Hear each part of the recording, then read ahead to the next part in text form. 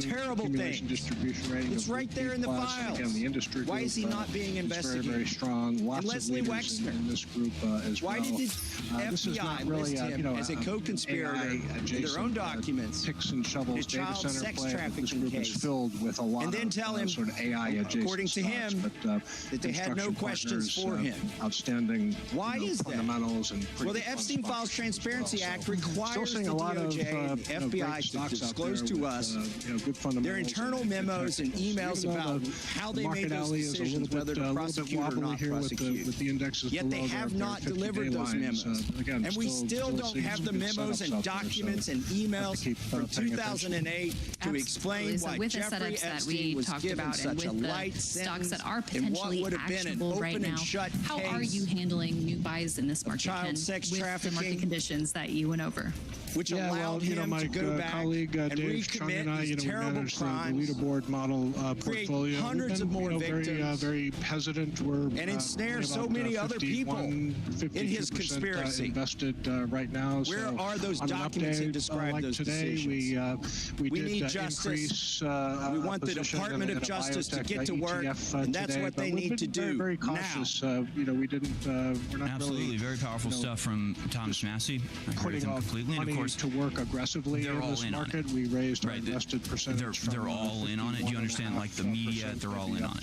The royal family, they're all in on it. The government of the UK, all in on it. Aggressive at the all, U.S., but, the Congress, we see the some intelligence opportunities. agencies, We may absolutely increase exposure, 100% in on it. but, So right now it they're all seems, 40 incentivized to not 60% to have seems this to be explosive a material range, come out. but, The good news really, we want to is see, we like I said, don't we see need that any of NASDAQ them. eventually get. We do need the Department of start a new Justice to listen to the uptrend here, Congress. but, as long We as do it's need below people the like Thomas 50-day line, Massey we're gonna wielding sort his of, power in the legislature be effectively cautious in until, accordance with the will of the American people. we But see we the don't actually need the technicals, mainstream media to cover this. Yep. We don't I'm actually right there need the with you, intelligence Ken. agencies Thank to you tell so us much what is obvious for to your our own eyes. perspective today. Always And if we did need that, if you did And require thanks such a so thing, much, then everyone, for here's tuning in. Nancy That Mace, is it from Congresswoman, who's us had for today. an opportunity to look at the Thanks so much for the warm unredacted welcome back. files, It's and great she to says be it, with you no all, uncertain and looking forward words. to Yeah, seeing he was an you intelligence on agency, and the intelligence agencies are protecting themselves as well by as withholding stock market information, today on a regular basis once Do again. you think there will be arrests in I will America? see you then, along with the No, rest of the I don't. team. I have no confidence in our justice system.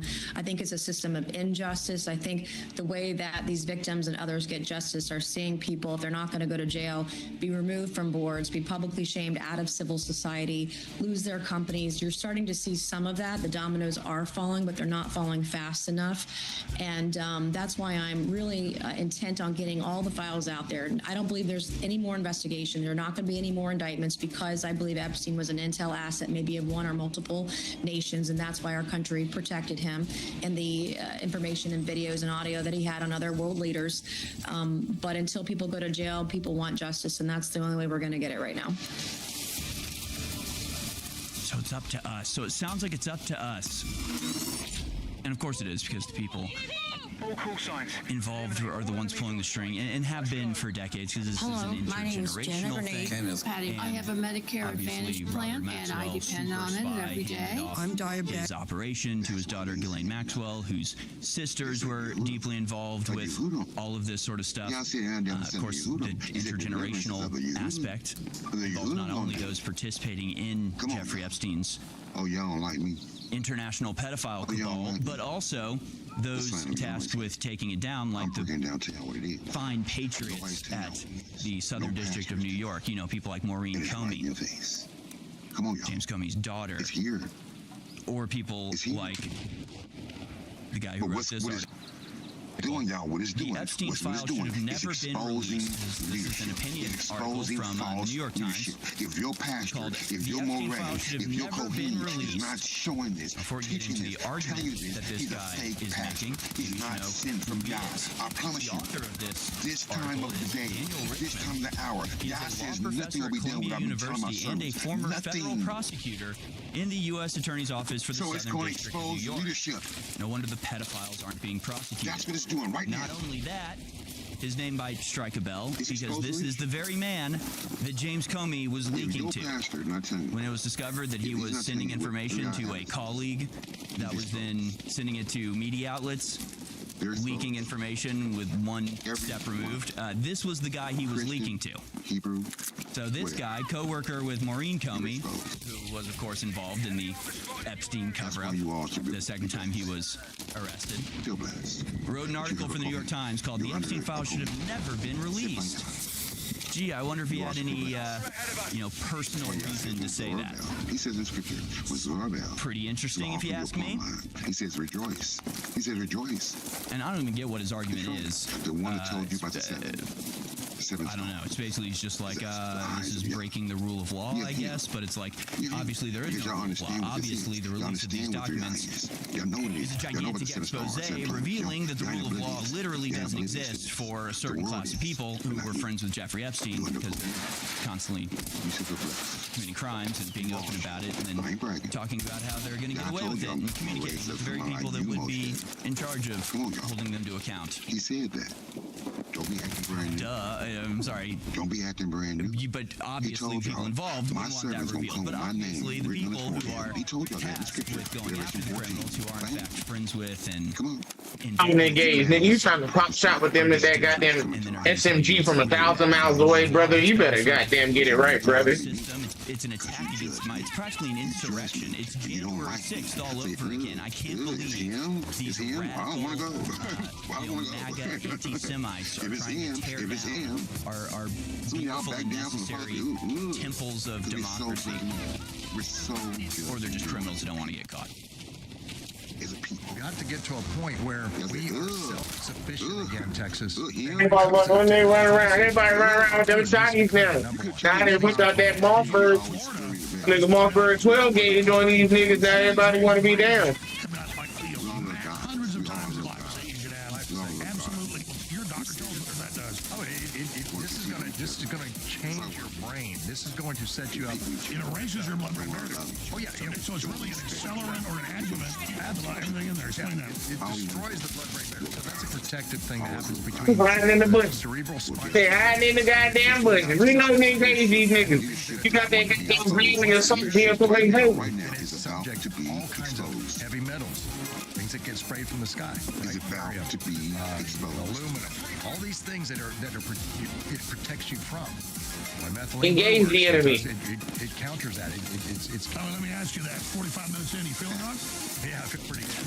The only y'all separated those. Contact. The effect I'm getting, but it feels right. Yeah, it feels right. Yeah, it's a little easier to take. What are you gonna do? By easier, what do you mean? Just in the Damn it, brother. the way it feels, just going. Creator. Yeah. So this one tastes better. Shit it. Back up right here. Damn it, yeah. Shit these motherfuckers down this man. Guys, get him a couple Goddamn down. I'll definitely help. World War RPG. I got you, brother. I'm with you, brother. Ain't doing better with these 12 days. Get in there with these 12 days. So what I try to do is make sure. Get in with that goddamn 12 days. So you know it's not me. It's pretty good. I gotta say, Get in there with that 12 with that motherfucking 12 days. taking it for a while. Baby, that motherfucking 12 days. There's a lot of studies out there that show that we're supposed to.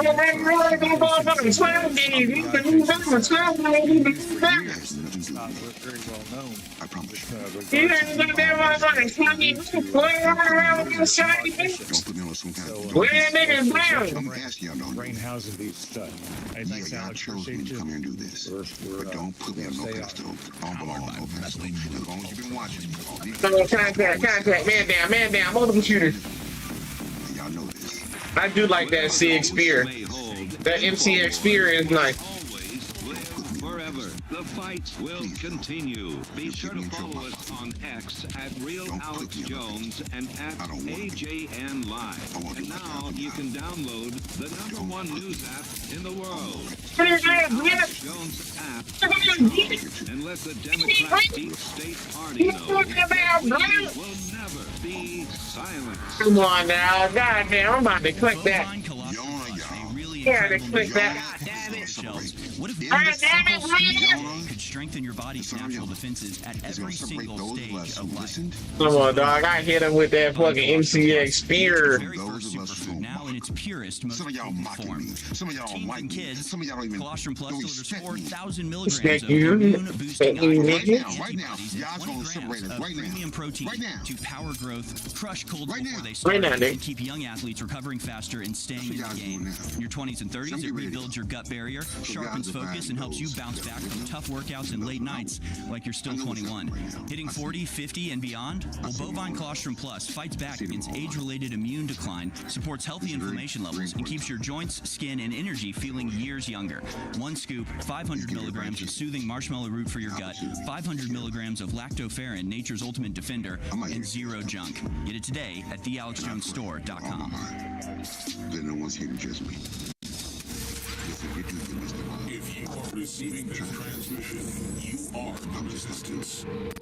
I'm trying to for the signs of your heart. Signs of your heart designed to divide in this house. Do you believe the Father, or you don't? Or you believe His word, or you don't? That's where we are. Welcome back, folks. It comes down to our belief. This is the War Room. What do you believe? We'll cover a little bit more of what's happening with the Epstein files and move on to what's going on with Iran, as there's some very interesting developments. It comes down to our belief. I just see, just broke from your actions Press TV. Iran has launched its first ballistic missile capable ship vessel. That's interesting. All is being tested. So we'll have to get into that here in just a second. But a few more interesting notes when it comes to Jeffrey Epstein. You have yet another major consequence in Europe, despite America not seemingly being able to do anything about what's been revealed in the Epstein files. The UK government remains on the brink of collapse. They're arresting Peter Mandelson, the former prince. I know I'm not. Now you have this. Mr. Human Rights, ex-Norwegian Prime Minister Jagland, hospitalized from attempted suicide after being charged over the Epstein ties. I know. This is correct. This is good. The Father himself this is what we should. Everyone in the Epstein files should be attempting suicide. That's the goal here. I never understood a lot of this until now. Not really. I really wish they would just come clean and tell us what's really going on, and then we could forgive them and embrace them as whistleblowers. But suicide is a great option too. MAID, medically assisted in, punishment or whatever. MAPE. Your shotgun is the new meta. And I'm not kidding. And by the way, it's not a joke. I'm glad. They might have ran off the wrong direction. I'm a loving person, but in absence of we should look wrong with that motherfucker. Niggas down. What it should to punish these people, punishing themselves is a great alternative. Them taking it into their own hands to apply the, duly and lawfully prescribed punishment for their crimes. It saves us money. We don't go through a trial.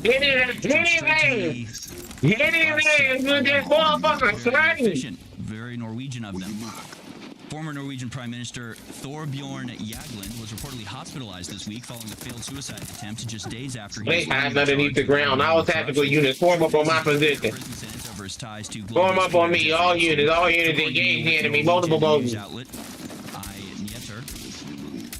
Jagland, who was labeled a great friend and Mr. Human Rights by Epstein, was also the chair of the Norwegian Nobel Committee, served as Secretary General of the Council of Europe, and led the controversial decision to award the Nobel Peace Prize to President Barack Obama in 2009, where he delivered the presentation speech for the ceremony. Send one down at his ass. He hiding underneath the building. All units, punches been engaged. Y'all doing hiding in the back of the map. Goddamn it, this is Uptown Soldiers. Published the story. Goddamn soldiers. Regarding the investigation into his Epstein connection, the European Conservative reported Norwegian police said on Thursday, February 12th, they have searched the properties belonging to former Prime Minister Thorbjorn. Keep moving, shoot and move. Corruption probe over his dealings with U.S. sex offender Jeffrey Epstein. Jagland is being investigated after documents released by the U.S. Justice Department in January suggested that he and or his family stayed or vacationed with Epstein between 2011 and 2018. Yeah, maybe we need to enlist the Europeans. Maybe we need some sort of Nuremberg-style international court. Maybe that's what we need, because obviously the American government is far too involved in this corruption to ever do anything about it. The Europeans, to my ongoing shock and bemusement. Let's have to go unit. Form up, man. Goddamn, stop running around doing what you want to do. At the same time, engage the enemy. They're, trying to delete all of the data in the data banks about the rape gangs that have plagued Britain for several decades. I don't get it. I don't understand what's motivating them. They are constantly engaged in the most suicidal and corrupt behavior you could ever imagine, but in this case, they're actually holding people to account and investigating claims made in the Epstein files. This is what we need. I don't know. Well, how about our judges that are good to go over there and deport everybody, and then their judges that are actually holding the elite to account come over here and arrest all the Epstein people. I don't know what we need to do here, but I guess if they just want to kill themselves, that's fine. I guess at the end of the day, that is fine with me. So great. Boy, got it, Bradley. Put up. Go Bradley. That's what you must frustrating knowing that all these people and that the Most High God's going to get you through. Is not new. He got you to it. He's going to get you through it. I promise you. That's him on the left. Turn your faith to God and trust the Father with all of your heart. Trust the Father with all of your mind. Every last one of us. Being a good little puppet. Our help comes from above. Meanwhile, CBS News uncovered a bombshell 69-page DEA memo hidden in the Epstein files detailing a 5-year federal probe into Jeffrey Epstein's wire transfers linked to move, engage. I'm back to unit. Be advised, engage. New York. This is from the Epstein files at the Epstein files. Launched in 2010 and still ongoing in 2015, it tracked around $15 million in shady transfers to accounts in Switzerland, France, Cayman Islands, and New York. Memo names 14 other exposes new Epstein-linked probes. Come over there and engage it, man. Where my squadron, bro? You niggas camping on top of the map like a bunch of fucking faggots, man. God damn, let's play another game, bro. Let's play Call of Duty or something, man. I can't stand that camping shit, bro. That shit is irritating and shit. Niggas come on a damn team deathmatch and then go start camping like a bunch of fucking quack. Fucking clear. Don't make no goddamn sense. To your grandchild and see how effective the U.S. government is. You fucking not even getting any kills up here. Fucking loser ass motherfuckers gonna be camping on top of the map and he ain't even getting no kill. Fucking loser. Illegal or anonymous bank accounts and paying for children. They watch, they monitor, they investigate. Really got to gather all this data. You don't understand how complicated these cases are. You don't understand what goes in. I'm not picking neither one of y'all up. Like, get off that roof. Don't do this right. It's like you're just covering up. You're just covering up for them. What are you talking about? The Hebrew word for Matthew is meticulous. Stop treating us like fools. Matthew, please. We could have fucking at least gone second place. We should be in second place right now. I'm the hottest motherfucking Battlefield player in the whole damn universe. Ain't no way I'm motherfucking silver medal or better. Silver medal or better. Get on the gas. Get on the gas. Nigga, I'm playing niggas down. Get on the gas. What is squandering at? So, let's make a subtraction. Crazy global scams. Playing with the hottest Battlefield player in America right now, and you niggas camping, wasting your opportunity to be the greatest. Headshot, land these down with. Down with this nigga. Come on around with a goddamn shotgun, nigga. What the hell is wrong with you niggas? Wrote an email to Peter Thiel, co-founder of PayPal and Palantir. These niggas camping in corners just like y'all camping and shit. What that tell you? As you probably know, what that tell you? Represent the Rothschilds. The sentence in the Epstein files. The fuck that tell you? The sentence is in the Epstein files. It's from Epstein himself. If you doing the same thing that the enemy doing, you ain't doing something right. I can't tell you. That motherfucking goddamn tell you, nigga. We didn't win the fucking war in 1776. We can run around being goddamn fucking. The name Rothschild appears nearly 12,000 times across the Bring that nigga down with the pistol. Million pages released in January 2026. 12,000 times by comparison. Clinton appears at a significantly lower frequency. I'm gonna fucking follow behind me, nigga. I can clean up right now. I'm right here laying these niggas down. We should be in second place. We should be engaged. For unit. Conspiratorial delusion. Convenient when yours is the most cited name in the largest. Niggas fucking camping like little bitch niggas. Les Wexner. That's why y'all keep getting killed, because y'all running around doing what y'all want to do. He said, but he answering y'all Come on, nigga, I'm in there with that slug round. You just fuck that slug round and ain't lay his ass down. We supposed to be in second place right now, man. Y'all niggas embarrassing me. It's a motherfucking embarrassment. He represented their whole family under oath. Man, what's the score, man? Tell the score. Niggas embarrassing. Look at this nigga. Fucking 4-11 and shit, man. God damn, come on, man. I bet you was the one that was motherfucking camping too. Camping ass nigga. Chaired by Epstein and based in the Virgin Islands, entered a $25 million contract with Edmund de Rothschild Holding SA. The subject risk an application of certain algorithms, $25 million for a convicted child sex offender to run algorithms over there banging these niggas. If this were a TV script, no studio would buy it for lack of plausibility. CEO of Edmund de Rothschild's group since 2023 exchanged emails with Epstein over a dozen times per month. The Wall Street Journal confirmed in 2023 that she met with him in person more than a dozen times after his conviction. The bank's initial defense was to deny any contact later. They admitted the meeting took place as part of her normal duties. Normal duties generally include regular meetings with convicted pedophiles. In 2014, Epstein wrote to Ariane, quote, "The coup in Ukraine should provide many opportunities.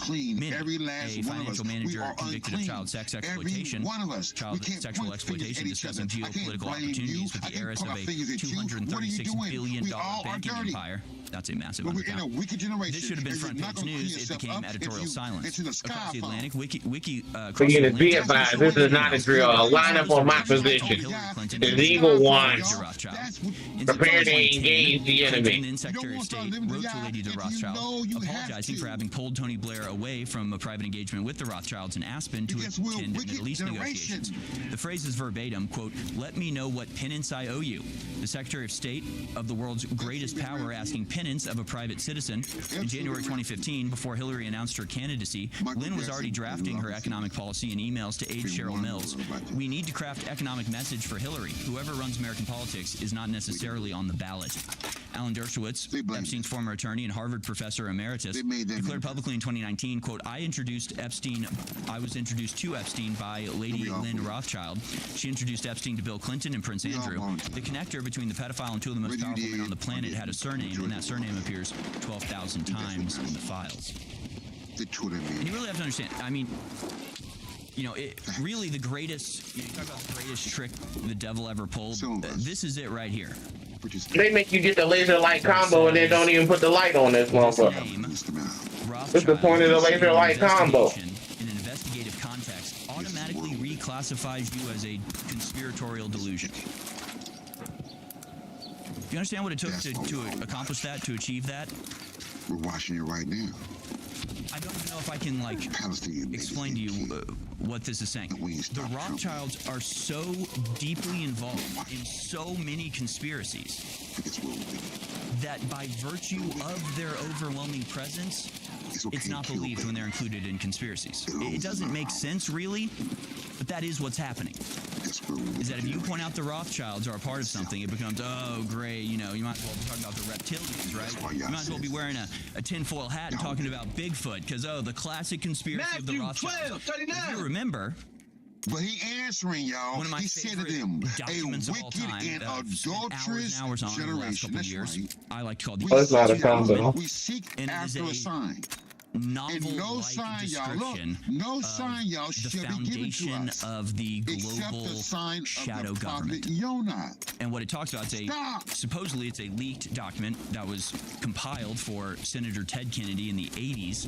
And it's from the FBI reporting on the CIA's clandestine drug running operation and how it got started during Vietnam and how it led to the overthrow of the Japanese government. That's another thing people are pointing out because there's been this big upheaval in the Japanese government recently, that the leading party who's still in power and Shinzo Abe's... Why you swabbering it? Why y'all run off, man? I'm supposed to be attacking as a swabbering it. Incontrovertibly, like niggas, man, that's why when we go to World War III, all you niggas gonna die. These motherfuckers gonna run around trying to do what they want to do and try to stay in as a squadron. But that's just a side note. It's just worth it to point out how... So y'all said... So to be staying with your battle buddy at all goddamn times. You know, this operation was... Who you think you are, nigga? drug If run you want waffle, don't be like you motherfucking goddamn crazy, nigga. I'm the fucking supervillain, nigga. But if you read this and you learn about how George H.W. Bush and it was called the Council of Five, and it was, you know, heads of the CIA, future heads of the CIA, William Colby, the Phoenix Program, murdering tens of thousands of so-called dissidents. Lay him down, I hit him with the slug round. Southeast Asia, Hit me with the slug round. not wanting to sell drugs for the American Army to the American I'm service. trying to go use it. Man, how the fuck are you using it so much? Because you niggas keep running over there feeding them kills, man. You fucking lookers. They basically say, you know, we ran into some trouble, there were some leaks, there was some, you know, touch and go moments here or there, and U.S. Congress started looking into it. Frank Church, amongst others, started notice. This was the, you know, beginning of Iran-Contra and all of that.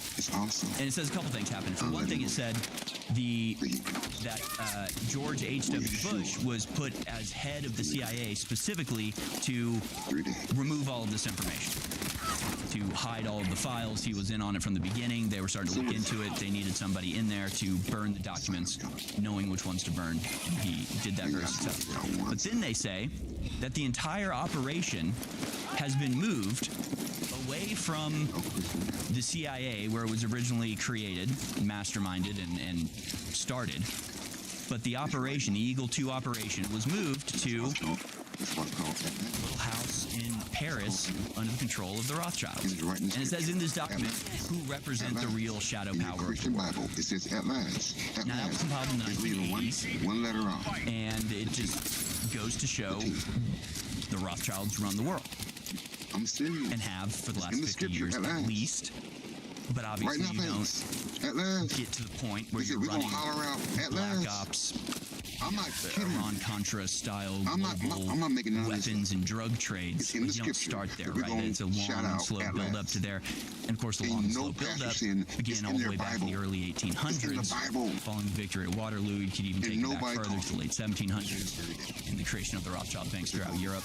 But they just operate like a nobility. Like, it's not hard to figure out how this works. You marry into the family marries distant cousins to keep the money in the family, and it's just a family operation, and they're like royalty. They inherit the operation, they inherit the trillions and trillions of dollars that the Rothschilds control, and they sit at the top of the pyramid. Below them sits Vanguard and BlackRock and State Street. Below them sit all of the major, you know, corporations, name brands, Walmart and Coca-Cola and all of that. And under them is all. So it is a pyramid structure, and at the top sits the Rothschilds. Jeffrey Epstein was one of their agents. And you talk about, did he work for Israel? Did he work for America? Did he work for the CIA? He was an intelligence agent in some regard. Sure, he was used by both of those intelligence agencies, probably as well as MI6 or MI5.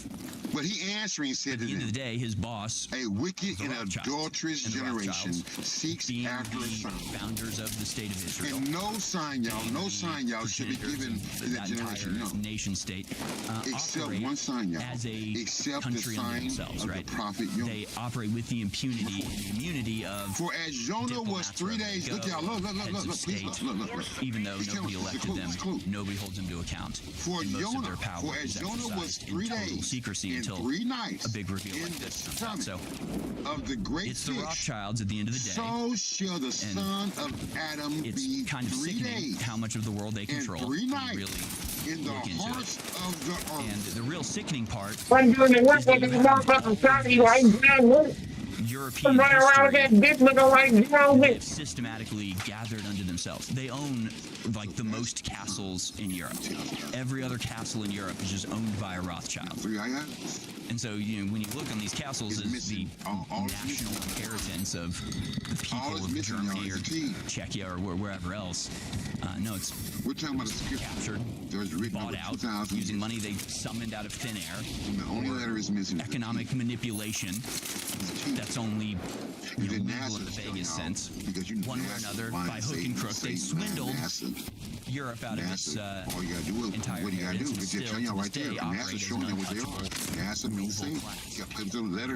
money than you'll ever know or I'll ever know. They say $286 billion. Showing y'all the tone. It's a pittance. These people are worth trillions and trillions and trillions of dollars. There's also one thing NASA's telling you too. And they use those trillions of NASA's dollars to telling you fund what they're missing. pedophile blackmail networks, to control governments. Yeah, Their logo. They're saying who got us into the First World War? T minus. See, it's a clue. Well, it was the Balfour Declaration, the Lord A clue Rothschild. you understand. The world doesn't get it. Who was the first person to report that the USS Maine had exploded See, the Illuminati, in the Cuban harbor? They know what it means. It was a Rothschild. T minus. You have this family that is literally the engine behind Contra, running there. I'm over here dominating these niggas. I'm fucking John Wick, working up these niggas, man. Fuck this my squadron.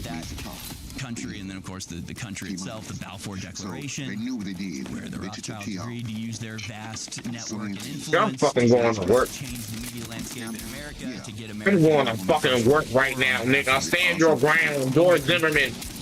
I'm standing my ground. They're proud of this. Nigga, I'm standing my ground. I'm doing this. We gonna fuck up the kid.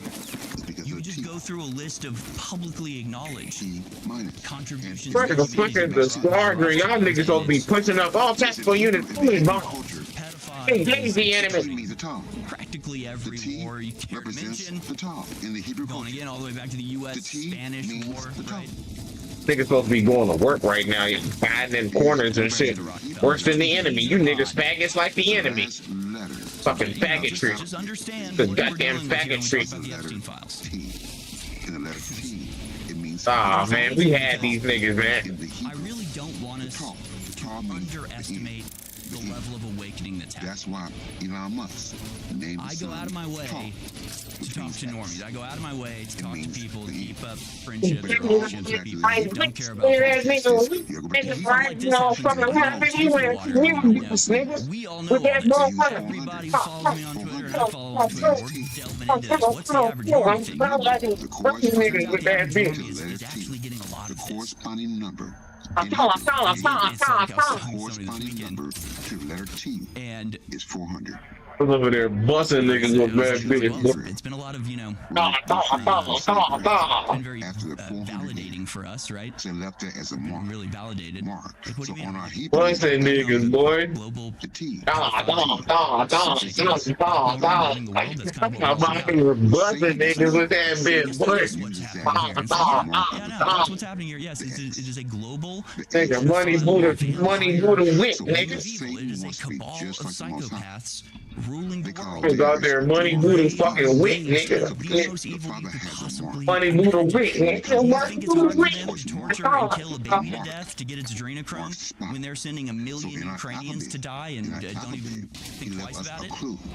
You're dealing with generations of psychopathy onto their children. Nigga, money Buddha whip, nigga. Money Buddha. Paleo Hebrew.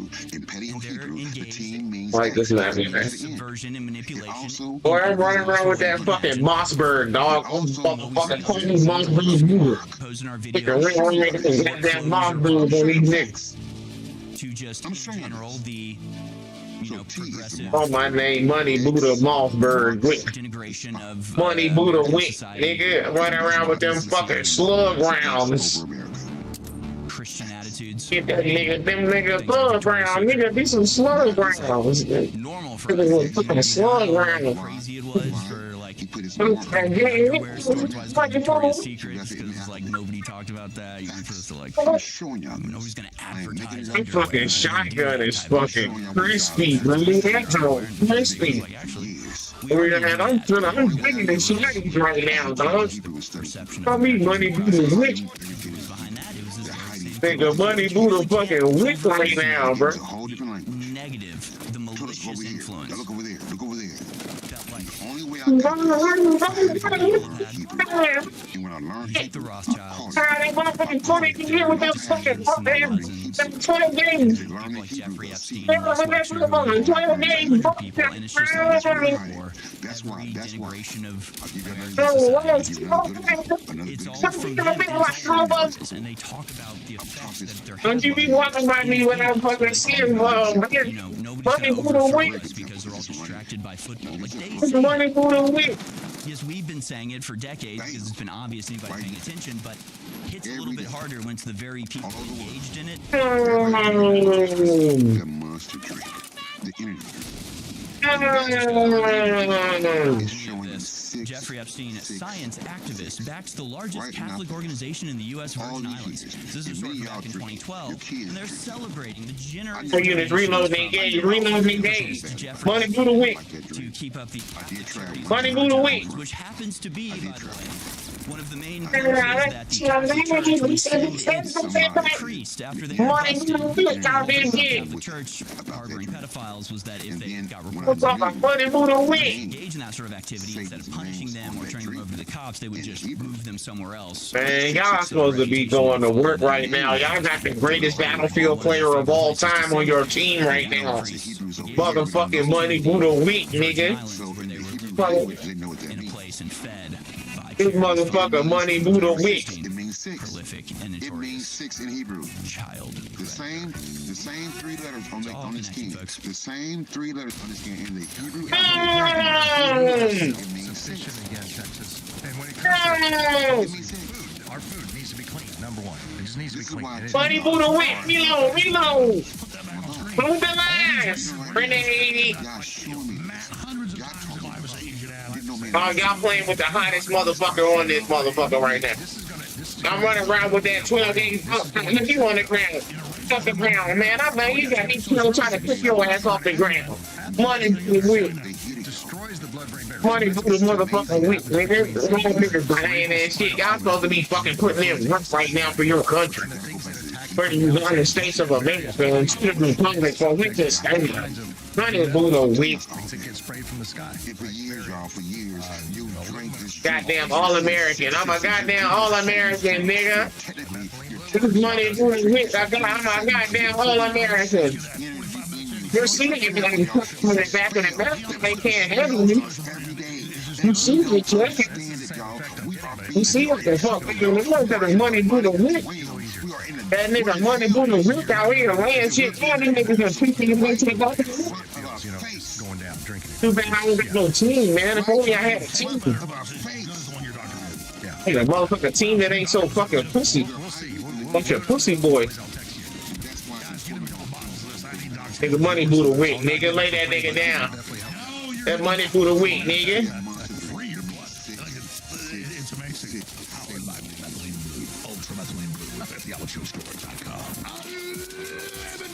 Unlimited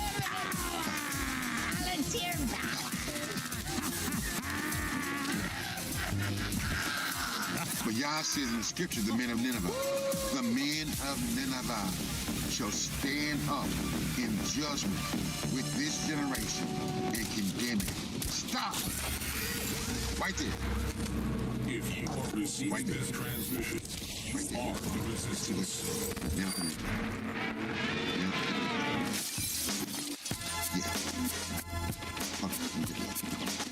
Welcome back, folks. This is the War Room. We're going to get into what's going on. Lay his ass down. Money Buddha Wick. Money Buddha Wick. Video of a Oh, I'm out here laying this shit down, dog. Money Buddha Wick. Brandon Johnson, and basically just holding him to task for lying to the people of Chicago over and Who over. niggas trying to camp over here in the corner? I just seen him run over here. Dog, you not that fucking moth being to the shit. First, I actually just want We been squandering that, man. Stay with me at all times. If you don't see my name, you are not in the right position, bro. Motherfucking Money Buddha Wick. And let me continue here. I was watching one of your recent videos of you saying that you never told a lie. So you raised property taxes when you promised you wouldn't. You promised that crime would go down when it's not. Reports of crime. He downstairs. He downstairs. Crime was in itself. I just want to let everybody know that crime itself is not down. Nobody voted for you to fund illegal migrants, Brandon Johnson, and we know this is happening because Melissa Hortman, a Democrat in Minnesota, voted against funding for illegal migrants, the only Democrat, by the way, and she was murdered for it. She was murdered actually by someone who was appointed by Tim Walz, sir. I just want you guys to think about that as well. So we know this is happening. which is the main reason why the president is withholding federal funds in Chicago, because he is afraid that you will fund illegal migrants. And honestly, I'm afraid that you will do that too. How are you going to allow 9 janitors to be fired when you have 150 police details, and that costs you $22 million a year? You can't cut a few cops to save a few jobs? You mean to tell me your safety is that important, Brandon Johnson? Absolutely disgraceful.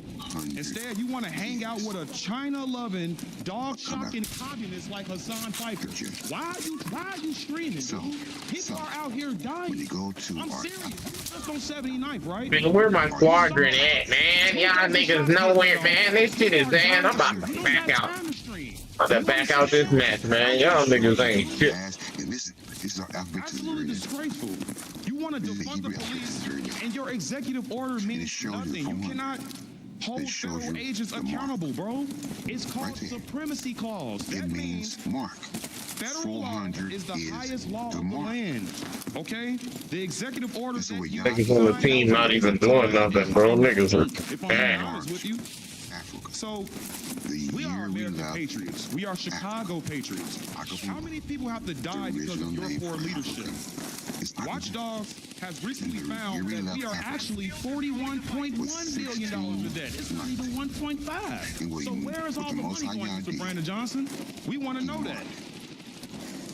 And I know it's Black History Month, ladies and gentlemen, but Brandon Johnson, you gotta stop being racist. So how do you like this is a problem, man.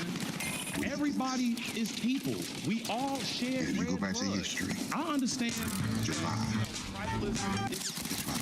Go back to your history. We are all the same. July 11th, God, Brandon Johnson, 1619. July 11th, 1619. There was an eclipse across. Absolutely Africa. Brilliant and powerful. And again, just like obvious to anybody that's paying attention, the glaring hypocrisy of the Democrat government. He's got 150 police officers for his personal detail, but then they're cutting janitors' jobs to save money. I mean, the whole thing is ridiculous, and I love that he called out Hassan Abi. What do you call him? Or Hassan, whatever his name is, Chank's nephew. We know him as Chank's nephew. China-loving, dog-abusing Hassan. Yeah. They want to use something. So could we just, like, what do we need to do? What do we need to do as Americans who agree on all of this? Like, what do we need to do to free ourselves from these people? The mark. And that's why I'm not talking about left or right. I'm talking about what we as Americans, me and that dude, like, July 11th, I don't care what else we disagree with, we're clearly on the same page of the abject corruption of the political system and the existential need to free ourselves from it. What can we do to come together? What can we do to free ourselves from these people? Because everybody who's paying attention knows that this is the case, that guy's exactly right, and Brandon Johnson is a despicable liar. Introducing Ultra DNA Revival, the advanced daily supplement designed to help you feel and perform at your absolute best, starting at the cellular level. Backed by cutting-edge mitochondrial and DNA support science, Ultra DNA Revival delivers noticeable all-day energy without stimulants or crashes, faster recovery, greater endurance, sharper focus and mental clarity, support for healthy blood sugar levels, stronger immune system function, enhanced liver health and natural detoxification, reduces everyday stress and anxiety, protection against oxidative stress, and the visible signs of aging. And again, this is a private label of an already best-selling brand that found this. Thousands of customers report feeling the difference in as little as 7 to 14 days. Right now, take advantage of our best pricing ever. VFM members, $34.95. Regular, $59.59. Save over 40% with a VFM membership or $30 a month. Experience the revival your body has been waiting for. Secure your DNA revival today at theologystore.com. In the scripture, we know it's us. This is why Black people in America say it's us, it's us, it's us. Why? Because we're the only ones that line up with Scripture. No spin, no surrender. This is Harrison Smith on the War Room with live streams firing on X and band.video. 2868. Deuteronomy 2868. Hey, what? 269. 269. All right, welcome back, ladies and gentlemen. This is the War Room. I'm your host, Harrison Smith. Let's talk about Iran, shall we? Rubio to brief lawmakers on Iran. Secretary of State Marco Rubio will brief top lawmakers Tuesday today on Iran as the administration weighs possible strikes, according to two people who granted anonymity to disclose the planned private meeting. The briefing will be held virtually, another person said, and will include House and Senate leadership as well as top members of the House and Intelligence Committees. It will take place hours before President Trump is due to deliver his State of the Union speech at the Capitol. An earlier State Department advisory said the briefing would happen at the White House, but it was not on Trump's publicly released schedule. The administration has been building up U.S. forces in the Middle East as it molds potential military action against Iran. Although Trump has not indicated he's made a final decision, he has warned of, quote, really bad things if a deal isn't reached with Tehran on its nuclear enrichment program. Trump's comments have sparked calls from some lawmakers to force a resolution that would require congressional authorization before the president can order the use of force against Iran. Representatives Ro Khanna and Thomas Massie had initially planned to force such a vote this week, but leadership now expects that to be delayed until next week or later, according to three people granted anonymity to discuss the scheduling. And of course, he is going to be giving a State of the Union tonight, and things are a little bit different than they were, as Politico notes. A defensive posture. Trump speaks to Congress on shaking. And y'all shall bring you back. If I had to guess, if I had to speculate, I'd say, you know, he's going to receive half of the room's going to applaud whenever he talks about tariffs, half the room's going to applaud whenever he talks about illegal immigration, and then the whole room is going to applaud when he talks about war with Iran. When he talks about the danger of Iran. I have a feeling it's going to be the only time in the entire State of the Union where he gets full support from both sides of the aisle in all branches of government, because that's just how sick and retarded our entire system is. 7 experts on the risk of wider war with Iran. This is from Politico. As the threat of U.S. strikes intensify, our experts weigh the risks of escalation. What Trump will not do is commit U.S. ground troops. That's what they say, and that's always been my red line, and I've always... It's always been, you know, Trump's actions are in accordance to that. He doesn't want, you know, boots on the ground either. He wants to do limited strikes, but I don't think he's exactly excited to have American servicemen die on the fly. He's looking for a way to get this done without that possibility, but I don't think that's the case, especially the way that Iran is signaling it's prepared to respond. I mean, it has said that all American everything, all resources, everything in the Middle East is on the table. Not just, oh, you launched from there, so we'll attack there, but like, you launch from anywhere, we attack you anywhere. You also have China sending Iran aircraft carrier killing missiles, supersonic weapons that can zigzag in moments before impact. Those game-changing risk to U.S. forces. They also just launched their first ballistic missile launching vessel. Pharaoh, he said, Pharaoh, let my people go. So how's that going to work? So how are you going to attack them? How are you going to decapitate Iran without massive, unstoppable risk to American servicemen? I don't. And we're the ones that line with. I really don't think we can. That's why Donald Trump 8 months since the Trump administration bombed Iranian nuclear sites, the world has changed, and President Trump seems emboldened. He faced little blowback after his previous attack on Iran, and he's rising high after snatching Nicolas Maduro from Venezuela. Now Trump is amping up the pressure on Iran to give up its nuclear program by deploying huge collections of fighter jets and warships to the Middle East, not seen since the Iraq War. If negotiations fail, Trump is threatening threatening a massive attack with the pursuit of regime change a possibility. Last year, we asked a series of experts to weigh in on how an attack on Iran might unfold. We've gone back to them to see what we think of Trump's latest moves. The general consensus is that Trump may be about to take risks that are far less predictable and far more deadly than his previous gambits to reshape the globe. Brian Crocker, a distinguished chair in diplomacy and security at RAND, basically says there will be no chickening out this time, saying it's highly unlikely that Iran will meet U.S. demands on zero enrichment, ballistic missiles, and/or support for proxy forces. Iran sees these as crucial underpinnings of regime legitimacy.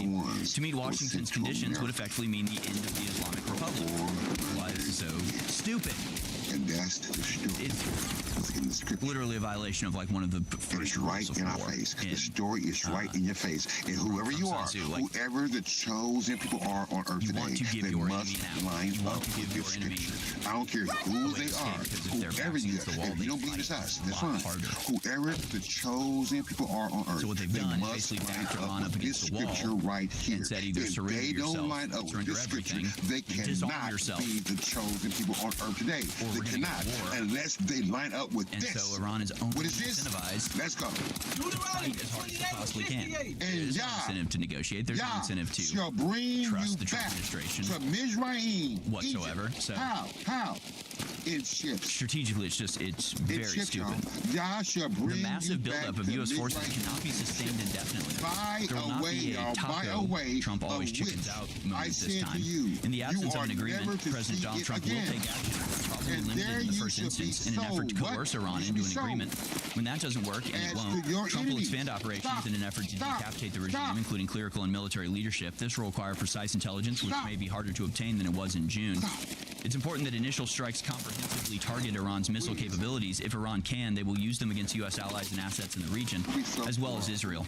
What Trump will not do is commit U.S. ground forces. In the event of regime decapitation, this means the U.S. will have no ability to control subsequent events. It's impossible to predict what will happen next. What we can say with confidence is that we will see the emergence of we will not see the emergence of a secular democracy led by the sons of the Shah. Far more likely would be the seizure of power by a group of unknown military officers and massive internal violence. President Trump operates without either clear objectives or strategy, according to Jonathan Panikoff, the unfortunate name. Dennis Ross says Trump is effectively playing chicken. Before President Donald Trump launched his strikes against the Fordo, Natanz, and Isfahan nuclear sites, the most important nuclear facilities infrastructure in Iran, I predicted that if he attacked only in a limited way, the conflict would be contained, but if the attack was wider and seen as being about regime change, it would escalate and not be containable. Though we've attacked all three sides, Trump's intent was limited to the nuclear program, and the Iranians responded much in the way they had to the killing of Qasem Soleimani. They signaled what they would do in advance of attacking the UDED base, letting U.S. limit the damage and conveying that they had no interest in escalation. So, is that lesson that President Trump has learned? You can use force in a limited way for a limited objective, and Iran will respond in kind. And perhaps, but it is different this time. And again, it seems like we are betting a lot on the I don't want to say cowardice of Iran, but like it's kind of that. It's kind of that. And again, you can sort of look at this two ways. In one way, like if I was Iran, I don't know. I don't know how you can look at the trajectory that Iran, or that rather Israel and America has been on for the last couple of years and not see the inevitability of an attack on Iran. Like it's going to happen at some point. It did already happen in June, but it's only going to. They're not going to be satisfied until all of Iran is in abject chaos, or the Shah is, returned to power and has to run a brutal tyranny to maintain that power. It's just, it's gonna come. It's gonna happen. Like if I was Iran, I probably would have attacked during probably when they were going after Venezuela. Probably when they went after Nicolas Maduro, I would have been like, all right, now's the time. The U.S. Navy isn't hanging around. They don't have a ton of focus here. Like, now's time to attack. Now we have all of these forces in the Middle East. It's going to be a hell of a lot harder to respond, but also they have a hell of a lot more targets to hit, so they'll be able to do a lot more damage to our resources in the area. No, I didn't. Oh, yeah, I forgot. We got to get the websites. sort of either-or situation, but it seems to me like there's a lot riding on the fact that Iran is going to be the first to attack. And so far they haven't been, but like I really don't understand why. I don't know. Strategically, I don't understand what they're waiting for. I'm going to do all that, but yeah, I'm saying you. Hope that I promise you. it's because the talks are working in their favor. It's going to be a lot of money, but let's go look at that website. The Trump team is not making it easy for themselves. Trump team on damage control after Huckabee's comments on Israel. Senior administration officials. Yeah, but it's about to expire. The second one. Israel can control much of the Middle East did not signal a policy shift. Well, no. I mean, that is the policy, but that's always been the policy. That wasn't a shift. It was just said out loud for the first time. That was the mistake. This does not represent a policy shift. It's like, yeah, we know. To kill us. Senior Trump administration officials have called around to several Arab countries in recent days to mollify their concerns. The whole world right after Ambassador to Israel Mike Huckabee claimed Israel has the right to control much of the Middle East. In the discussions, officials, including Deputy Secretary of State Chris Landau, Undersecretary of State for Political Affairs Allison Hooker, and others have explained to concerned countries that Huckabee's assertion in a podcast interview with Tucker Carlson reflects his personal views and is not a shift in administration policy. According to 3 people familiar with the outreach who were granted anonymity to discuss simple. It's 22 to 27. All right, let's respond to a request to comment. Huckabee's interview has sparked outrage among Arab and Muslim countries, and his comments were a significant departure from the Trump administration's stance on Israeli sovereignty. President Donald Trump has promised Arab and Muslim leaders he would not let Israel annex the West Bank. But of course, they are annexing the West Bank. Again, it's like our relationship with Israel just screws us at every level. Just to kill us. Constantly. Why we're even talking about this stuff is because it benefits Israel. But then it's like we want to promise them things. America and we don't have the enemy, y'all. We got to. I know you don't want to believe that. I know some of y'all don't want to believe that, but I'm telling you right now, they are our enemy. And complete disregard for America's demands. I mean, Donald Trump has said publicly in no uncertain terms they will not annex the West Bank. What is Israel doing? Annexing the West Bank. So what do you think it looks like when Trump tells Iran Israel will not attack you if you agree to this? The Iranian people are thinking you don't have a say in that. You are not able to control what Israel's doing. You can't promise us that because you have no way to make sure it's true. Because you're either incapable or unwilling to ever limit the actions of Israel. So we can't negotiate because of our relationship with Israel. We can't make promises to, protect people that we're negotiating with because Israel will just kill them, and we don't do anything about it.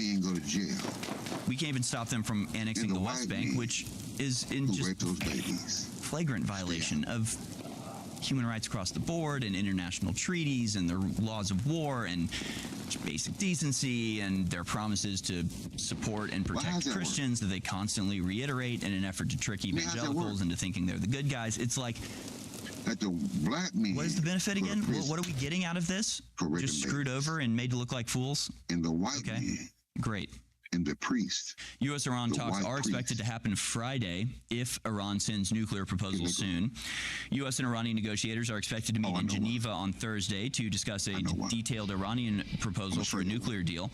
A senior U.S. official told Axios on Sunday morning the Trump administration expects to receive the proposal by today, Tuesday. The current diplomatic push is likely the last chance President Trump will give Iran before launching a massive U.S.-Israeli military operation that could directly target Supreme Leader Ali Khamenei. U.S. officials say. The Iranian foreign minister, Araghchi, told CBS's Face the Nation that expects to meet Trump's envoy Steve Witkoff and Jared Kushner in Geneva on Thursday. Witkoff and Kushner have both advised Trump to give the diplomacy a chance before ordering a strike. It's being reported that Trump is growing frustrated with the limits of Iranian military operation.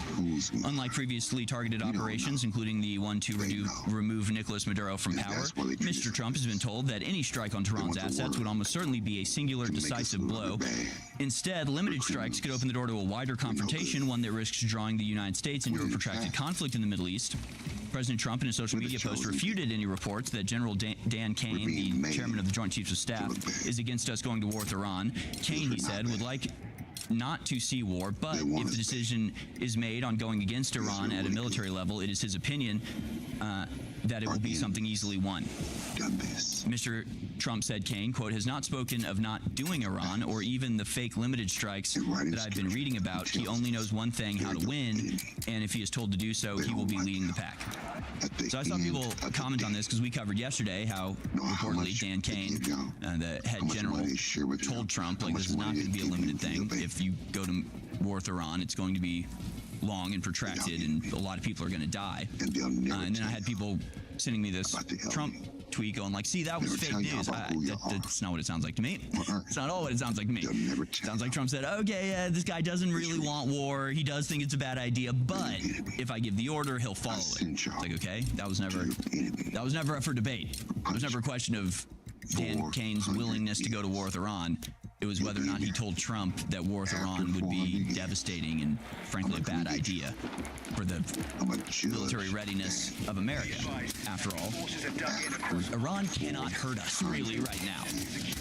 There are lots of places that can. There are lots of countries that we're like China that does have an ability and a desire to do us harm, and is so smart to literally destroy, waste, God only knows how many planes and soldiers' lives and aircraft carriers to go after Iran, a country that does not have the capability to hurt us. So we're going to massively weaken our military posture. We're going to massively just destroy a huge number of our military in pursuit of something that literally does not threaten us, cannot threaten us. They don't have a missile that can hit us. They don't have nuclear weapons. But it also shows us they don't have aircraft carriers menacing our shores. Like they just, unless they're hitting the bases that we put there to menace them, they don't hold candle to us. They don't threaten us at all. China does. Russia does. These other places do. Like, this is the crazy thing. If you were China or Russia, you'd be begging America to attack Iran. Right? And that's why y'all call it. If you hated America, wouldn't your number one piece of advice be to attack Iran? They call Satan the mark of the beast. If you're Russia or China and you're looking for a way to massively hamper the American military, that's why, to do severe damage to them, the same way that we use Ukraine to attack Russia, and it's like this brilliant, Lindsey Graham thinks it's this amazing idea. They're like, oh, we don't have to spend any of our lives. We just have the Ukrainians kill Russians for us. Man, this new DMR sucks fucking balls, does. It doesn't even do any of the damage. They gave it 21 rounds. Like, that's not a DMR. It's a high caliber weapon. It needs to do high caliber damage. They're playing fucking games, Battlefield. This is why your game is dying. Comes to an end, they'll be bruised and bloody and easy pickings for the Chinese or Russian military, or maybe they'll just get involved right out from the outside. Battlefield 6 new DMR is trash. Attack Taiwan. Maybe Russia will attack NATO. Who knows? But our resources are not infinite. We have to decide where to send aircraft carriers, where to send forces, including thousands of American soldiers. Same thing, same mark. So if I was Russia or I was China, if I was America's enemies, I would be begging for them to go to war with Iran. 2,000 years later. Looks like we are. The U.S. moves more than 100 planes to Europe and the Middle East. That's from the Washington Post today. The U.S. military is rapidly increasing. Man, this new DMR from Battlefield is fucking trash. It doesn't do it. This new DMR from Battlefield is fucking trash. Doesn't do any fucking damage. They gave it 21 rounds. Fucking, you need to increase the rounds and increase the damage on all these fucking shit ass fucking guns. For more than 2 decades, since before the Iraq War in 2003, the buildup comes after President Trump threatened to attack Iran unless a deal can be reached to restrict Battlefield 6 new DMR does 0 damage. Meanwhile, submachine guns unmatched. That's why they keep talking about the nuclear threat, because that's the one that seems like it's worth going to war over. But that's not a threat anymore. That's not even really what's being talked about. As a male ballistic missile program being talked about, which is not a threat to the American homeland. Then you have the real problem, which is that story right there. Missed funerals and blocked toilets. Iran deployment takes a toll on U.S. sailors. This is from the Wall Street Journal. One sailor missed the death of his great-grandfather. Another is thinking about leaving the Navy after almost a year away from her toddler daughter. Two more said the ship had sewage problems. President Trump's decision to extend for a second time the deployment of the aircraft carrier USS Gerald R. Ford is taking a toll on the ship's sailors and their families, leading some to consider leaving the Navy. And Elohim spoke in this way. According to interviews with sailors on board the ship and their family members would back be home. sojourning in a foreign land, the USS Gerald and Ford that they would be, was only supposed to be they will be enslaved, something like 6 months. enslaved and mistreated. For how long? For how long? And they've been there for they've been out at sail for nearly 300 days at this point. Bam! Which is kind of a brutal thing to do to your sailors, to be honest with you. Bam! I mean, it's difficult and sort of traumatic enough, especially for somebody with young kids. Say goodbye to your child for months on end. Like, that is a massive sacrifice that you're asking people to make. Massive, like unimaginable. I wouldn't make it personally. That's why the last letter. I can't imagine not being there. Because, like, your kid, I mean, corresponding number. Kids grow so fast. You don't see your kid for a week, and it's like, who is this kid? You know, they change completely. Imagine your kid not recognizing you when you get home. Imagine, not being able to, like, actually hold your child for several months on end. It's already such a massive sacrifice for these sailors to make. And then it's like, oh, by the way, we're extending it. Oh, by the way, we're extending it again. So now it's been a year. So now you leave like heartbroken that you're going to have to spend 6 months away from your kid. And then they just extended, twice as much. Why? Because, Israel loves killing kids. And if we don't destroy Iran, then they're going to have to pay a price for that. If they got deep into it, they were caught. No wonder the sailors are clogging the toilet. So apparently now the USS Gerald Ford is having these major sewage issues, and they're like having to dock. It's like an emergency. They have to dock in Greece and aren't able to, get to their station because they're being flooded with sewage water, and apparently that's on purpose. Which is kind of like the old days. It all makes sense, y'all. It's all in Scripture. Everything is in Scripture. The whole story, all the captivities, the 400 captivities. You can go back to Genesis 15, rumbling in 13 through 16. You can go to Exodus 12 through 40 through 43. Cannonballs. You can also go to Acts 7:6. It's right in our face. Acts 7:6, and it tells you. It's just it was a little symbol. It's like we're not. And y'all says after the 400 years, y'all, that's the mark. That's what creates the mark. It's about that mark.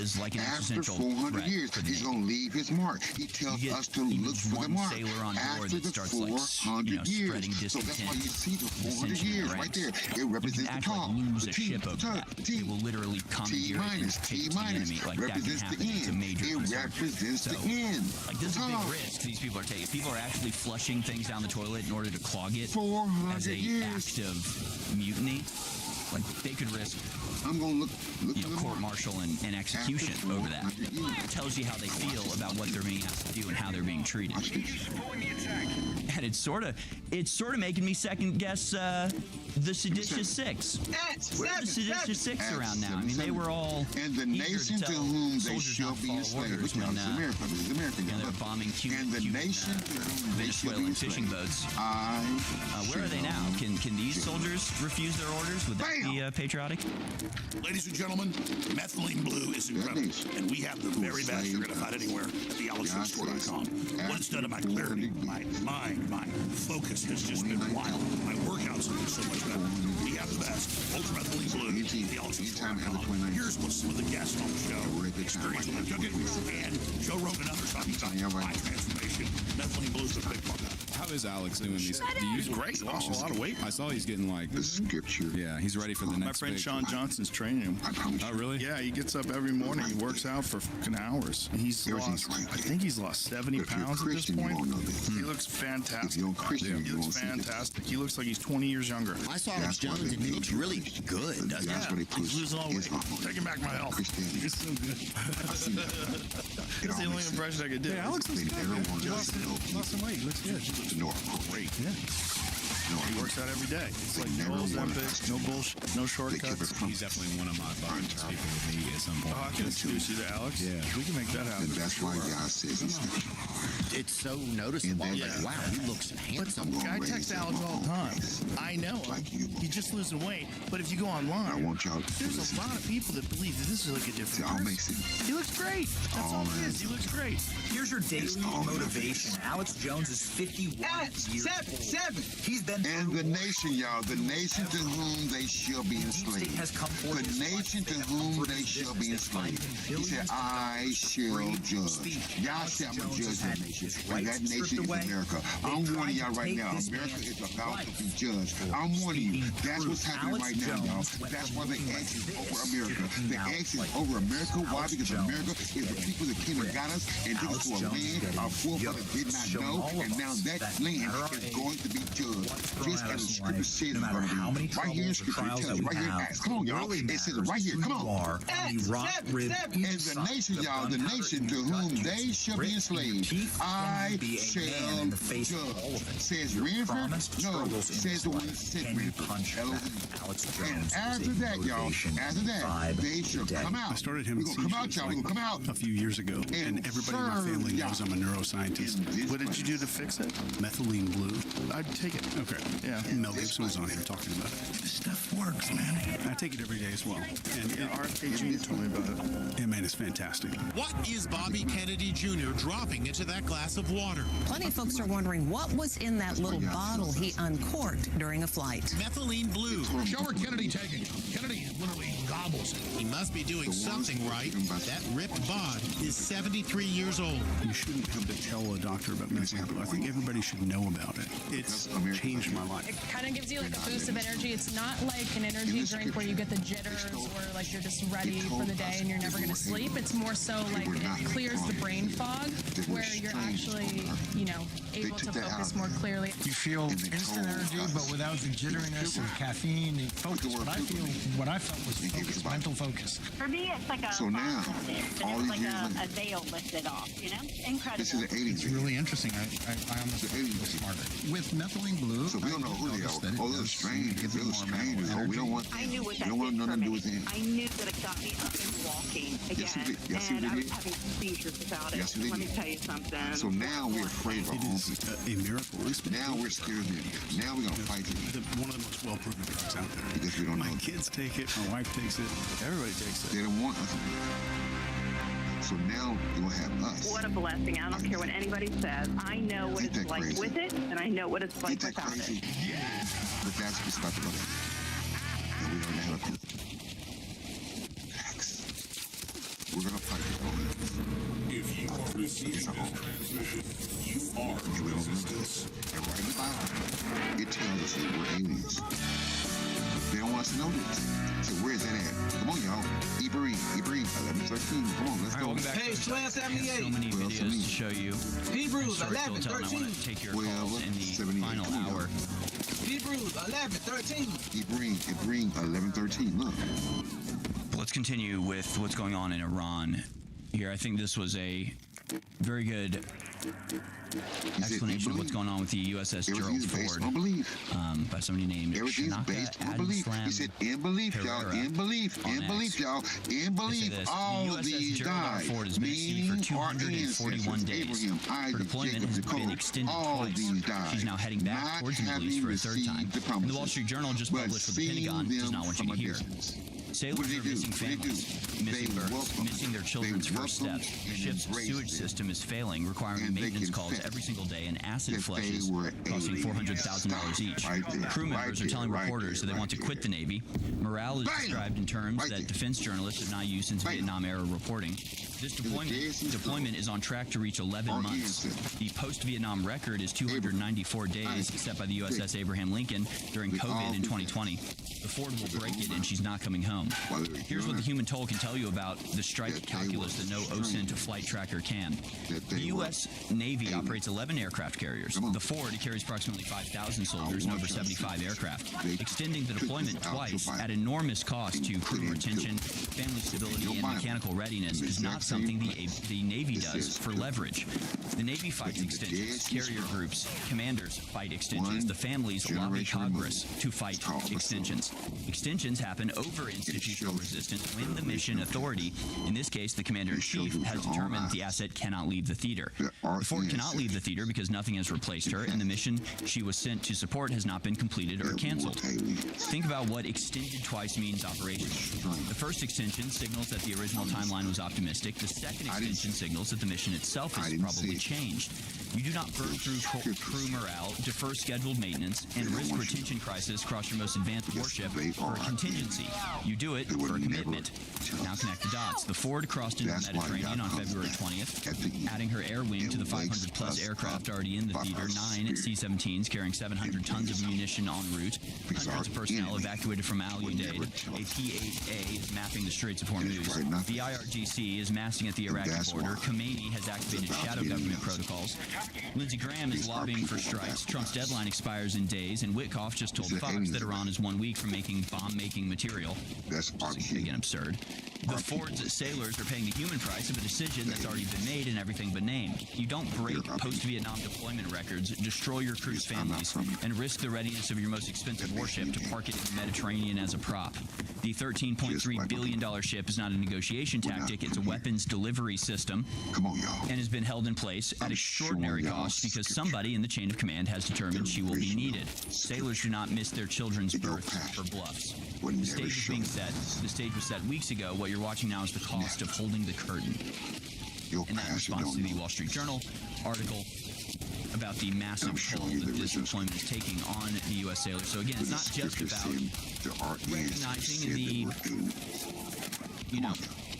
I know you ain't seen this. Negative that this is inflicting on the Navy men that are being forced to deploy.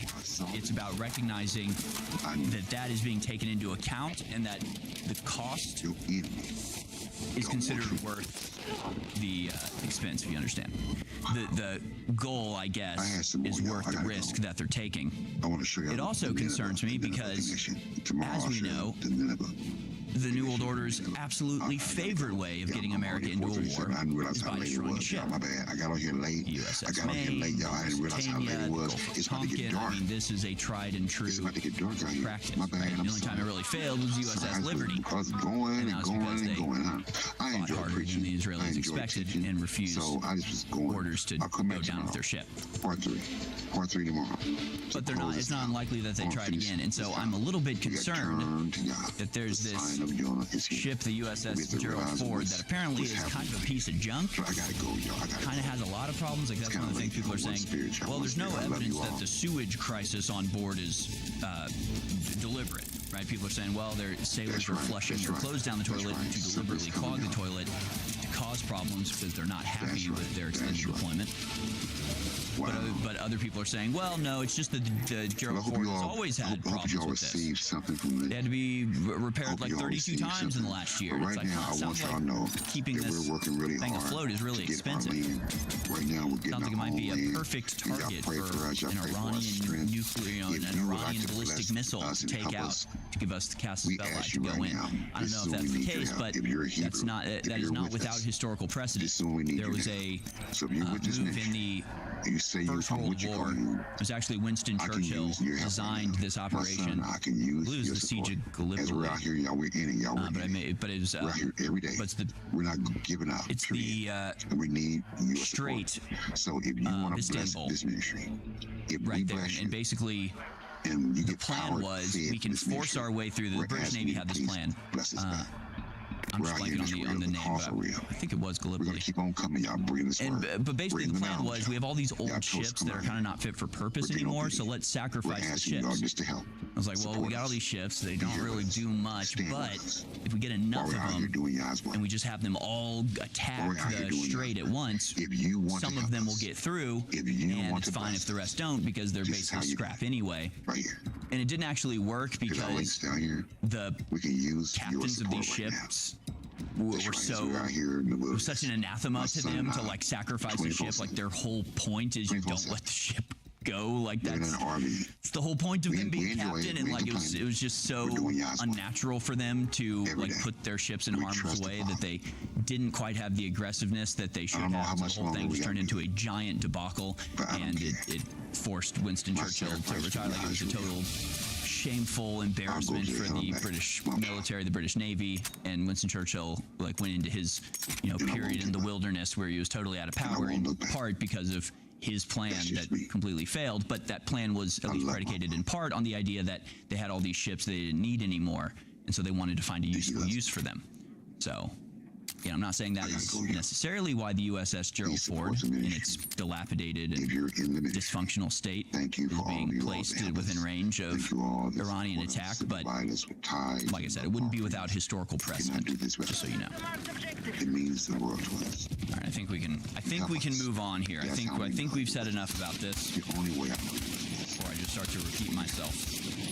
Except I'll just say, as a final note, as a very final note, it's from Sprinter Press on X, and it's, I guess, a selection from the American magazine called "Iran's Military Power Could Accelerate the Decline of U.S. Global Hegemony." An American magazine wrote, "What has deterred Washington from a military attack on Iran is Iran's real and significant ability to drag the U.S. and the entire region into a difficult and prolonged, exhausting war which could unimaginably accelerate the process of the decline of the U.S. global hegemony." And so, when you read this, you have to understand, and if you've been watching my show, you already know what I'm going to say. That's the point. That's right. The kingdom has come. That's one of the reasons that they want to get America into war with Iran. At last. The whole, we know their plan. Their plan is to start World War III. Satan is a liar. Finish the job of collapsing Western nation states, so destroying the populations of Europe and America, and in the ashes of what promises to be a scorched earth type of conflict, build the one world government, and of course, Israel will be hegemon, as Netanyahu keeps talking about. As soon as we spread peace throughout the whole area, on earth. Our own hegemony in the Middle East. Give us this day. Our daily bread. Forgive us our debt. Secret weapons. Forgive our debt. So, deliver us from the wicked one. Yours is the presented by Now, this is a reason, this is in the negative column. Heavenly Father, we come to you, Father, on this day, when you're weighing the pros and cons. This is firmly in that con section. It would really weaken America worldwide. And it's like, okay, but now think of the conflict through the eyes of the Jeffrey Epstein class, if you will, of the international masters of the world. They want America to go down. One of the main reasons they're getting us into war with Iran is because it's a very convenient way to massively weaken the American people and cause just chaos and division here at home. I mean, they really would get absolutely everything they want. Just get America to go to war with Iran. And there's nothing here on earth, Father. We're not here to please you. We love you that much. So we shouldn't do that. So I think we shouldn't. Yeah, it's all things. And actually, let's go to clip 29 here. This is Ted Cruz. Basically saying that it's been decided. Father, we ask all things in your only born four sons' name. Yahweh Shai is the ancient name. So how much of the modern day in those names that we I mean, hallelujah. See the regimes in Iran, Venezuela, and Cuba all fall, and we can see them replaced with governments that want to be friends with America. Now let me be clear. There's 1,000 ways that can go wrong, so I'm not being Pollyannish about that. But if that happened, that would be the biggest geopolitical shift since the fall of the Berlin Wall. And so tonight, I expect the president to talk about historic successes over this last year, because it really has been an extraordinary year, both in national security and foreign policy, but also in domestic policy. On our website, how would you, if you were how would you approach Iran? What is it, a limited, another limited strike to try to prevent nuclear enrichment? Do you go beyond that? Do you hope that somehow organically it happens? Because when you break it, when you own it and you break it, we know what's happened in the past. So I talked to the president last week about this, and what I urged the president, I said, listen, the regime has never been weak. They're teetering. There are real consequences to losing a war. The Ayatollah lost Israel in the 12-day war. They are weaker. The regime is weaker than it ever has been. And what I've urged the president, do not miss this opportunity. If the Ayatollah is removed from power, it will make America much safer. This is the leading state sponsor of terrorism in the world. The Iranian regime is responsible for murdering hundreds of American servicemen and women. They fund terrorism all over the world. And so what I've urged the president is, number one, support the protesters. I want to say shalom to all of you people all. of Iran, Thank give you them all the for all that ability you do. to overthrow their government. And number two, I think there's a very real possibility we will see, potentially in a matter of days, thank you, my sister limited Myra, strikes. for What being, we're not going to she's on see it right now, y'all. She's the one boots that's on the ground. We're out not there going to every see day, a making ground sure the presence of houses American and troops returning there, to but the I think there's houses. a real She's on top of possibility it, talking to of all the targeted investors. She's strikes talking that to are all of them. designed So we to thank y'all support for the her. Iranian Because people when I who are can't do it, protesting, not we designed need to a put team. America in the middle of it, And but we thank designed y'all for this her, regime. all the other women. The We got Ayatollah some other when women he that's helping her chanced death too. to America, I Ashland, believe. thank you, Ashland. Ashland's been a big support for her. So her and Ashland work together well. Apparently within the next few days, we'll see limited strikes. Ashland and Myra. But Iran has said that they're going to respond to any strikes with overwhelming force. I think y'all. They apparently are not playing this game anymore. So I don't understand how that would work. We thank y'all for all you all. I mean, you can support limited strikes, but what happens when an aircraft carrier goes down? All y'all help. We're going to back off. All y'all support. So thank you. I mean it. Thank you. It's just so retarded. And literally, to the people. all the talk of nuclear enrichment, I mean, they don't even talk about that anymore. Now they're talking about ballistic missiles. Well, I gotta go, So y'all. it makes sense. You know, you got Witkoff being like they're days away from being able to produce industrial missiles. And it's like, what does that even mean? Thank you, Ronald. They have thousands, tens of thousands, hundreds of thousands of ballistic missiles. What are you talking about? What technology are they days away from achieving? That's right. Not nuclear technology. You're just buzzwords about ballistic industrial technology. Like, what are you talking about? That's right. That's right. It's literally nothing. Okay, so the whole nuclear thing, that's not really a good reason. The whole we're supporting the protesters kind of falls flat when you also have your Treasury Secretary Scott Bessent bragging about creating the conditions that inspire the outrage. It's not exactly Iran is just, the leadership is just naturally so hated. It's that the American government has deliberately waged economic war against Iran in order to infuriate the masses, which are, of course, being funded and empowered to a huge degree by Israel and America as we send in the Starlink, things that get confiscated, or all the Mossad agents that are going in and arming the protesters. And again, it's so funny that, like, if you were to say these protests aren't legit, this is Mossad, going in and trying to cause problems, because there's videos of, the protesters with Israeli weapons firing at Iranian state security forces, trying to get, a massacre to break out. You'd be called a conspiracy theorist, and how dare you, anti-Semite, and then it's like, well, just ask Ted Cruz. Ask Ted Cruz whether it's a crazy conspiracy theory to arm the Iranian protesters. He's advocating for it, and we're already doing it, so just stop. So again, it's like, who's the antagonist here? Who's the bad guy? I mean, Iran, again, doesn't have the ability to hurt us on the American homeland. They just don't. So all of this is all just in service of Israel, and not even Israel's existence, but their continuing destruction of their neighbors. Again, I just have to reemphasize that all of this is in service of Israel being able to carry out genocide unimpeded and unopposed. That's it. Not their existence, not their survival, just their genocide. That's what all this is for, and it's just absolutely outrageous and ridiculous. And so, despite the talk about nuclear weapons and ballistic missiles, in reality, those are not concerns of ours. No, it all goes down to they chant death to America.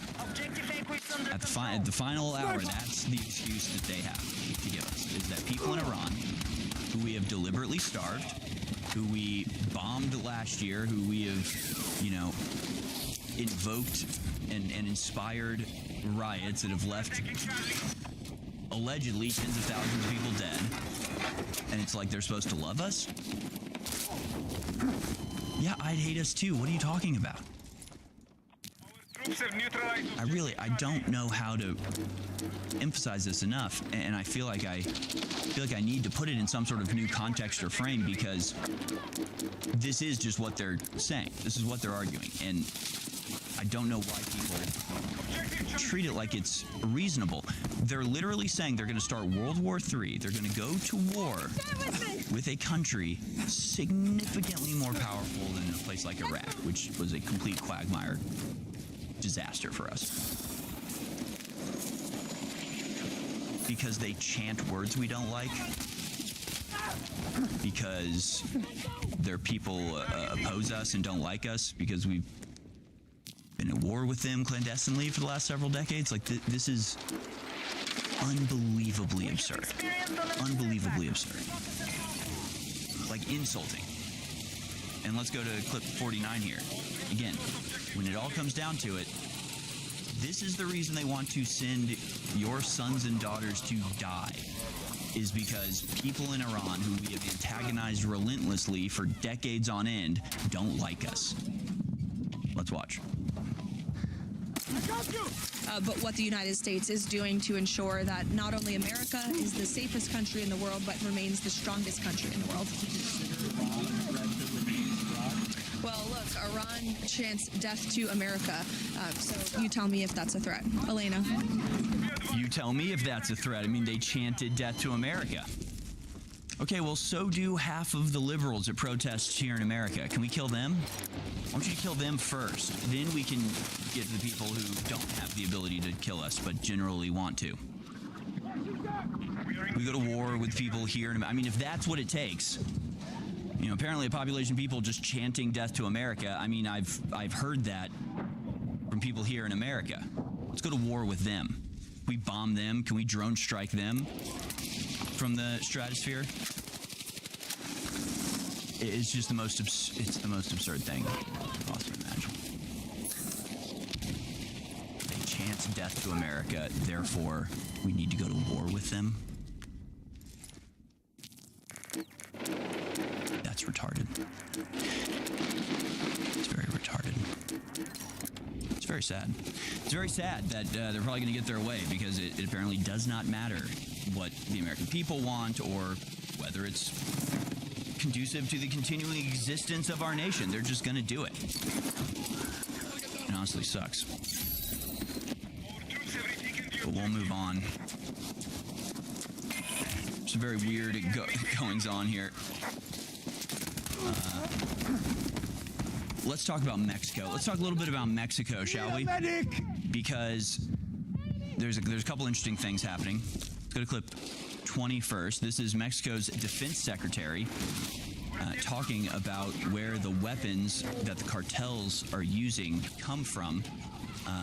He's a little misleading. I'll clarify here in just a second, but obviously continues to be this insurrection by the cartel in Puerto Vallarta. Let's go to clip 20. This is the Mexican Defense Secretary explaining where weapons are coming from.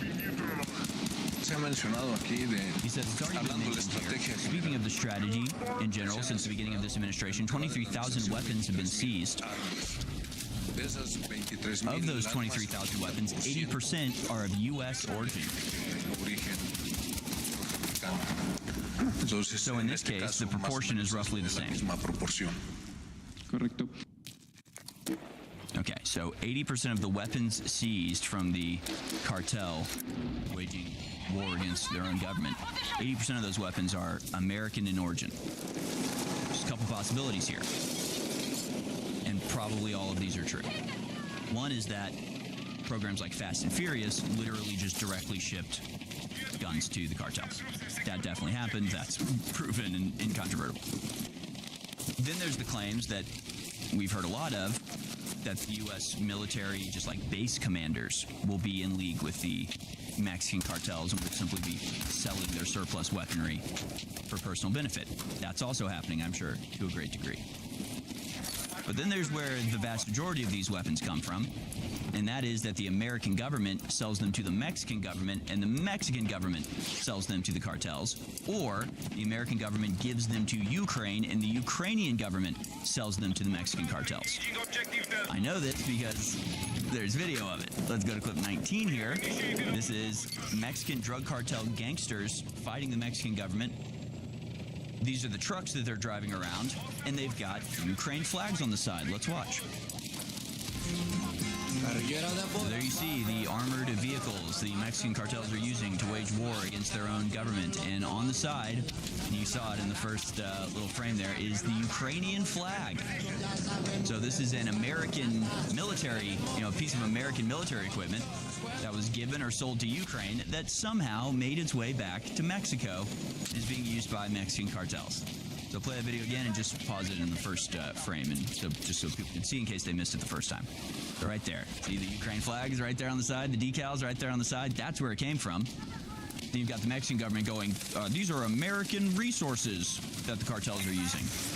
Well, yeah, but they've been shipped to Ukraine first and then sold by Ukraine, or they've been shipped to Mexico and sold by the Mexican government, or by rogue base commanders here in America, or by deliberate programs like Fast and Furious, which supposedly was going to track weapons through the cartel networks, but didn't actually have a method to track them and didn't actually record their serial people want numbers. a tower So so in fact, they bad. just gave a bunch of weapons.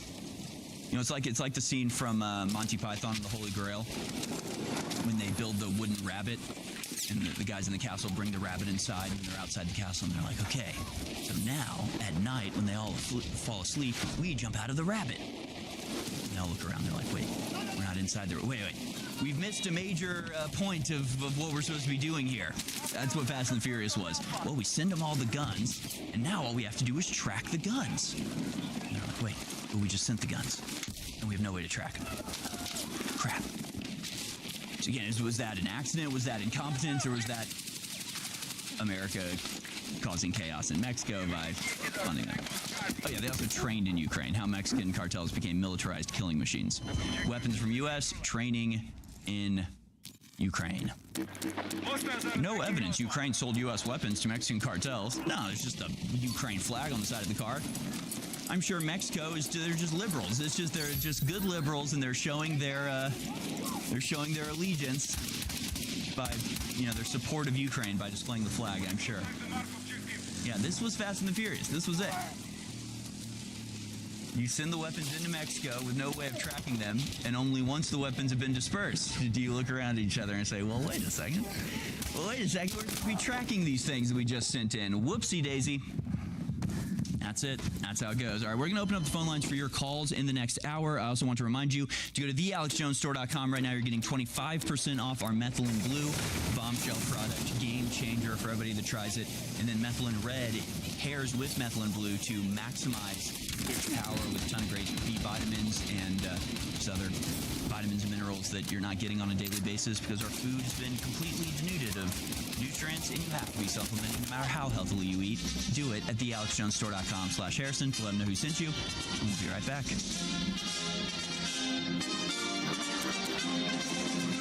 You were just telling me that you had a brain disease, and what did you do to fix it?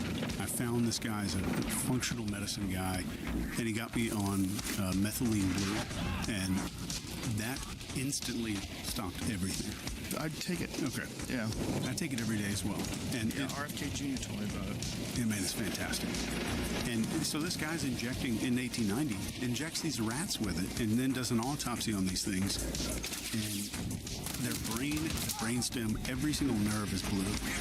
So he discovered this methylene blue has an affinity for neuronal tissue.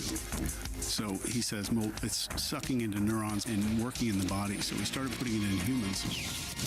And we found out it's an MAOI, which helps with depression and anxiety and all kinds of life stress and stuff. It is so incredible that it acts as an electron donor to mitochondria, especially your neuronal mitochondria.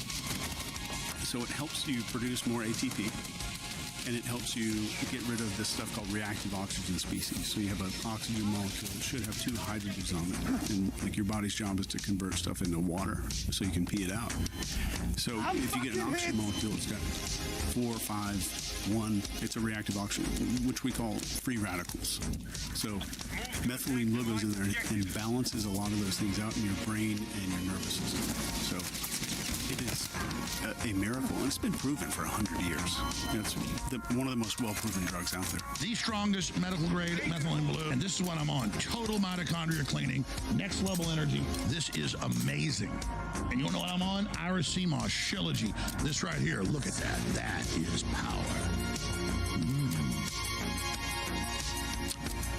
fasting. I'm 8 at 3 o'clock today. And I stopped eating crap food, stopped drinking. That's what I'm on right there, baby. Receiving this transmission, you are the resistance.